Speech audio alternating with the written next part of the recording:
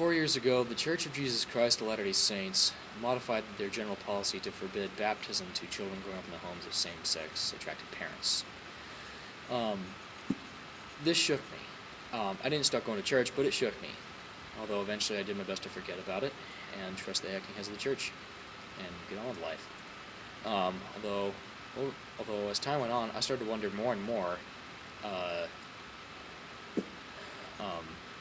whether or not homosexually actives should have the same rights as homosexually inactives, or homosexuals that don't act on those impulses. And I wondered that very strongly to the point where I just about switched my beliefs on it, but I didn't, just really out of sheer choice and fear that I was wrong. And as it so happens, I think I was. In fact, I'm quite sure I was now. 10 years ago, I was a missionary for the Church of Jesus Christ of Latter-day Saints in the southern half of Salt Lake Valley, where sometimes a missionary would have to teach, or get to teach, either a polygamist or one of their children. And the policy, as best as I remember it, at least with children, and I think of the adults too, I don't remember, is that we had to have permission to teach them. They had to be 18 years or older to be baptized, and they had to be interviewed by by the mission president or a member of the mission presidency, one of his assistants, in order to be baptized, and a member of the Quorum of the 12 Apostles. With much bigger hurdles and more hurdles than were ever applied to children in same-sex homes. And I never thought that the policy applied to polygamists was wrong. In fact, in my heart, I think it's still right. Even though it actually may have changed, I still agree with it.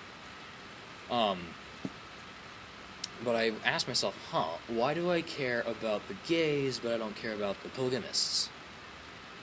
And really, I think it was the difference in the peer pressure I felt. There's no peer pressure to think that polygamists should have rights. But there is pressure for gays to have rights. And the question is, where did that pressure come from? And I think with that peer pressure, I felt, or at least societal pressure. I don't know if it's peer pressure as much as it is societal pressure. I think somewhere in there I also realized that we have been convinced that gays are the perceived victim. But here's the thing: whether or not they're the perceived victim doesn't change whether or not what they do is right or wrong. I remember back being in middle school when whether kids cared to obey what they learned in church or not, to them, being gay was wrong. Now, being gay is about as wrong as being depressed or having anxiety is wrong. In other words, it's not good. If you can get past it, do so as quickly as is convenient and able for you.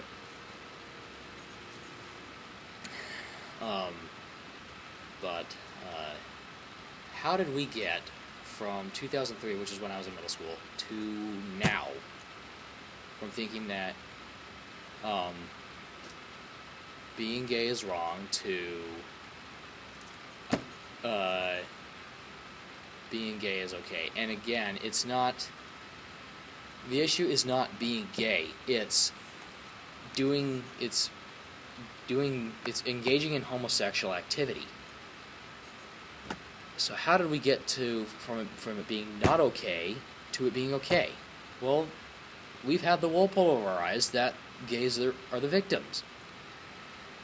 First, I'm not sure who these conspirators are. I have guesses, but I don't know.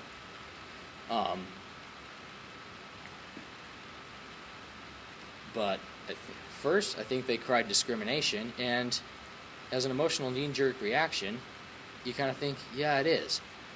Well, if you calm down, look above your emotions, look above your problems, and think about it logically, maybe it was. Maybe we treated them unkindly. In fact, in some instances they were. Though I have a repentant gay friend who says that he never felt, if I remember him correctly, he never felt mistreated because of his sexual orientation.